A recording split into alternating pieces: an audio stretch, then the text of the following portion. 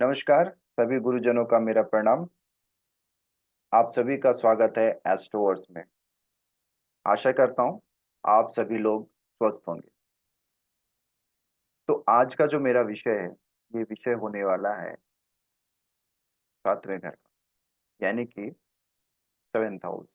Seventh house के अगर कारक तत्वों की बात करूँ तो सारे सेवेंथ हाउस हमारे पार्टनर की, हमारे वाइफ, स्पाउस, या फिर आप कह सकते हो आपकी बिजनेस कैसी चलेगी, आपके बिजनेस में ग्रोथ है कि नहीं है, स्टेटस आपका किस तरह का है, स्टेटस आपका बढ़ेगा कि नहीं बढ़ेगा, आप किसके साथ अपना बिजनेस कर रहे हैं, क्या वो पार्टनर आपके लिए अच्छा है कि नहीं, आपकी शादी किससे हो रही है, क्या वो पार्टनर आपके लिए अच्छा है या नहीं। तो ये जो घर है, ये घर है आपके स्टेटस का, एग्रीमेंट का, कि आप किस तरह से अपने एग्रीमेंट करते हैं, पेपर वर्क करते हैं, चाहे वो पार्टनरशिप में हो या कोई भी ऐसी एग्रीमेंट जहाँ पे जैसे आप लैंड कुछ खरीद रहे हैं। तो ये सातवां घर लिटिगेशंस को भी दिखाता है कि क्या उसमें कोई इश्यू तो नहीं आ जाएगी, क्योंकि ये जो घर है, ये घर केंद्र हाउस, जैसे कि पहले वीडियो में भी मैंने कहा था कि केंद्र हाउस के रिलेटेड हम वीडियो बना रहे हैं। तो 10वां घर मेरी पिछली वीडियो थी, अब ये जो सातवां घर आ रहा है, कल आपको चौथा घर भी आएगा और नेक्स्ट फर्स्ट हाउस।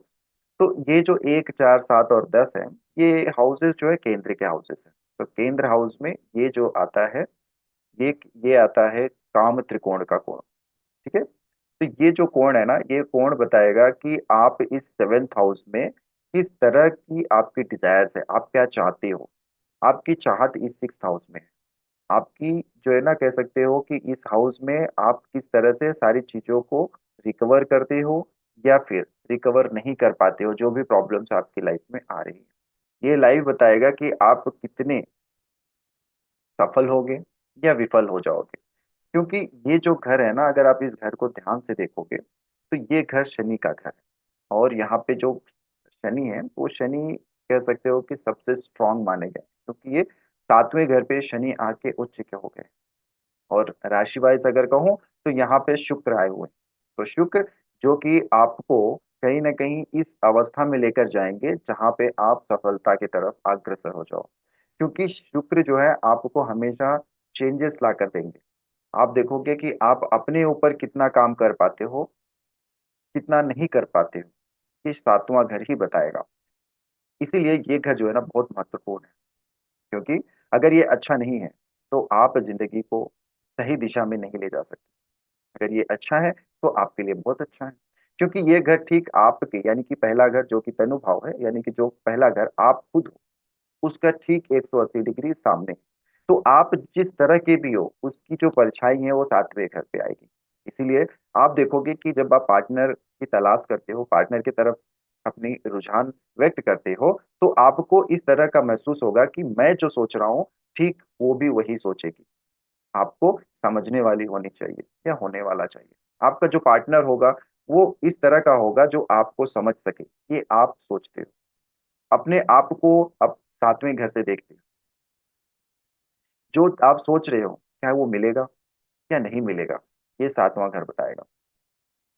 सातवां घर आपको एक ऐसे दायरे में बांध देता है, एक ऐसा ऐसा आपको सामने एक बाउंड्री क्रिएट कर देगा कि आप उसी के अंदर रह जाओगे या फिर बाहर आओगे।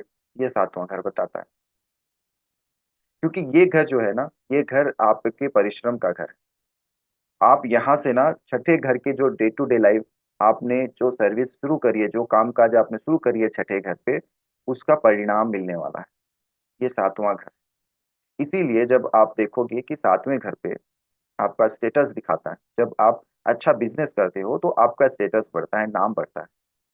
वहीं अगर यहाँ पे मैलेफिक प्लैनेट्स हो या मैलेफिक दृष्टि पड़ जाए तो आपका स्टेटस घटता घटता है। अब ये घट क्यों रहा है? जैसे आप मान लीजिए कि आपकी मैरिटल लाइफ ठीक नहीं है। मैरिटल लाइफ ठीक नहीं होने की वजह से कोर्ट केसेस, डाइवोर्स, इसमें आपके मान सम्मान में प्रॉब्लम आती है ना। अगर यही चीज अच्छा हो जाए, आप व्यापार में बहुत अच्छा कर रहे हो तो आप नाम कमाओगे, आपकी वाइफ अच्छी है, आपको समझ रही है, आपको सपोर्ट कर रही है, तो और अच्छा है। तो ये सारी चीजें जो है ना, ये तो घर है। लेकिन यहाँ पे प्लैनेट्स जब आ जाते हैं तो ये प्लैनेट किस तरह का परिणाम देते हैं। क्योंकि शनि यहाँ पे जो है ना, मैंने कहा हुआ है कि ये जो काम त्रिकोण है, काम त्रिकोण का ऊपरी भाग है ये। तो ये जो काम त्रिकोण का ऊपरी भाग है, तो आप यहाँ से 11 और तीसरे घर को देख रहे हो कि आपका इच्छा क्या है, या फिर आप क्या सोच रहे हो। ये दोनों का जो है ना बिंदु है ये, यहीं से ही आप 11वें घर को कंट्रोल करोगे और यहीं से ही आप तीसरे घर को कंट्रोल यानी कि कह सकते हो कि शनि अपनी आजादी से यहाँ पे रह सकते हैं।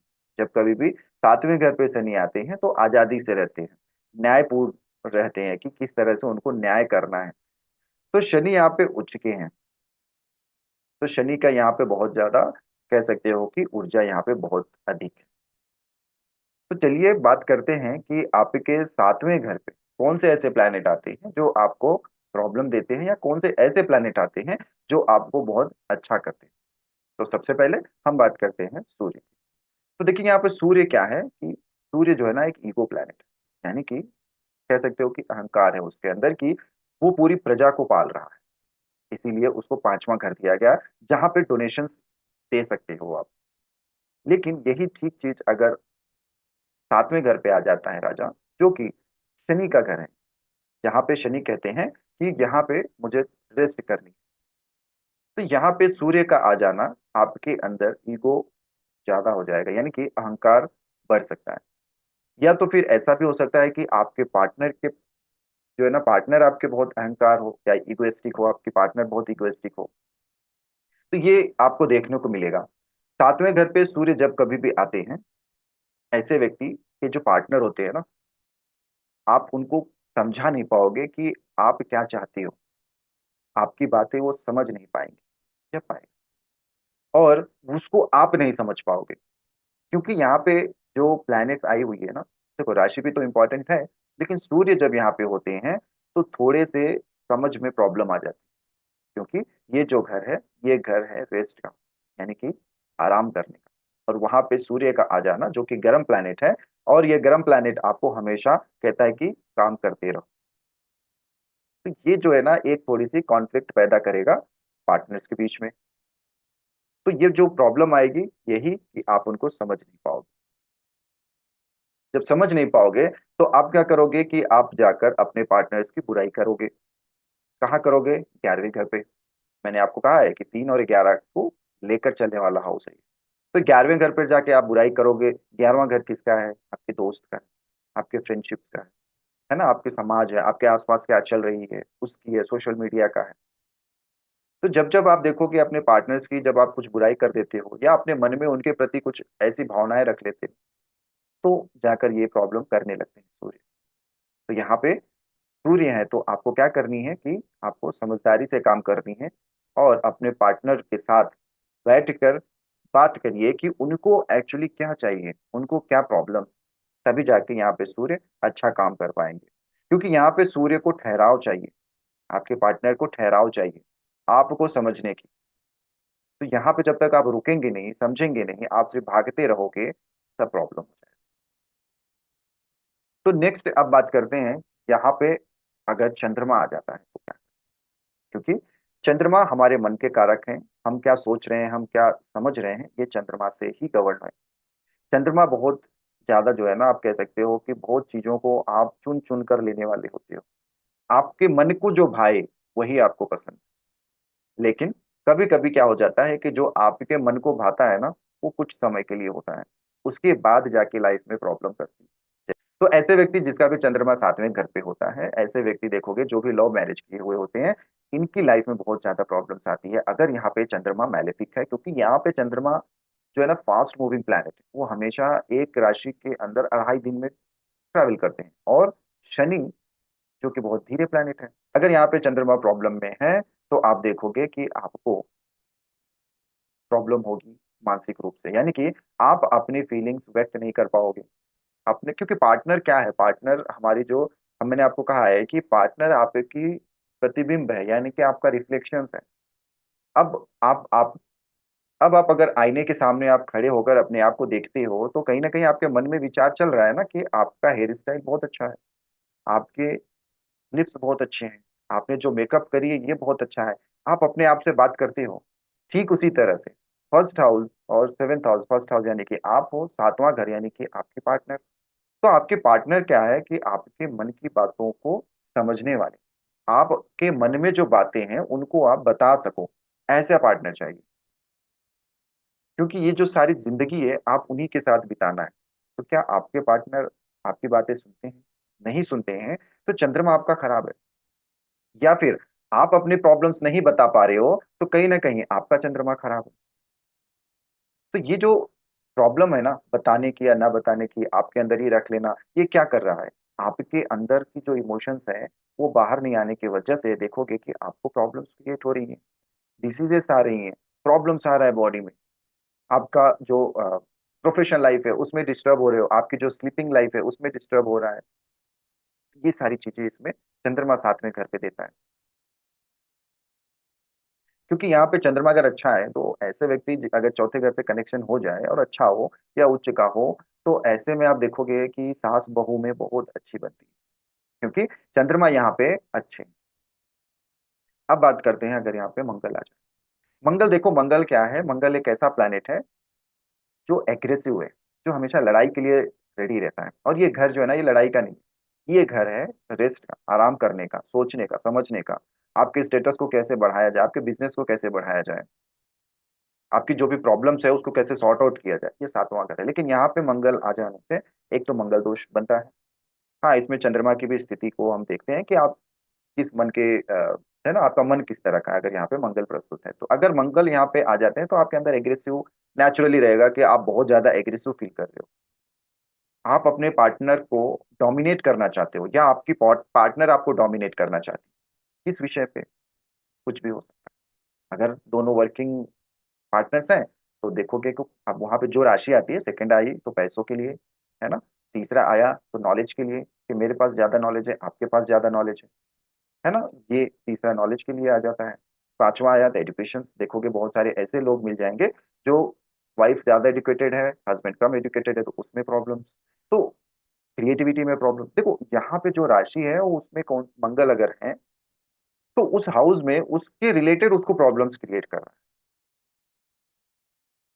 आपकी जो एग्रेसिव नेचर है ना, यही सबसे बड़ा प्रॉब्लम है। जैसे कि सूर्य अगर सातवें घर पे है तो आप गुस्सा बहुत करोगे, छोटी छोटी बातों में चिढ़ जाओगे, जो कि सूर्य के यहाँ पे जो है ना कमियां है।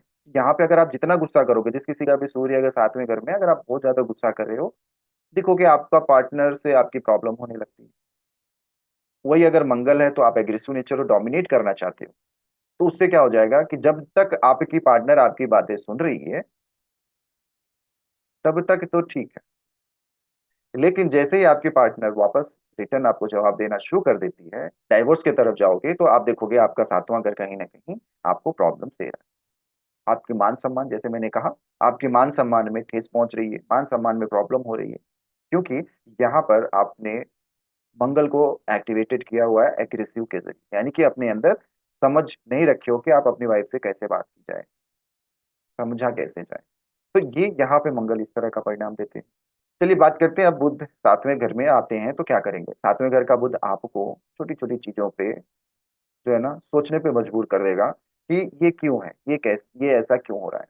ये देखिए व्यापार के लिए, पार्टनरशिप के लिए वो तो ठीक है, वहां पे व्यापार में आप क्या करते हो, छोटी छोटी चीजों को आप परख कर उसमें जो है ना आप इंप्रूवमेंट लेकर आते हो। लेकिन यही चीज अगर मैरिटल लाइफ में अगर आ जाए, मैरिड लाइफ में अगर ये चीजें आप देखने लगो, आपकी वाइफ छोटी छोटी छोटी, वाइफ की छोटी छोटी गलतियों को आप पकड़ने लगो, तो जाके आपको ये प्रॉब्लम कर देता है। अब यहाँ पे राशि अगर 6 नंबर लिखा हुआ है तो देखिए ना, आप अपने नौकर की गलतियों को पकड़ रहे हो, यहाँ सफाई नहीं हुई है, यहाँ सफाई नहीं हुई है, ऐसे नहीं किए हो। तो बुध जो है ना वो बहुत बारीकी वाला है, बारीकी से काम करता है। बुध यहाँ पे इंटेलिजेंट का भी कारक है। आप अपने पार्टनर को समझते हैं कि वो क्या करना चाहती है, क्या बोलना चाहती है।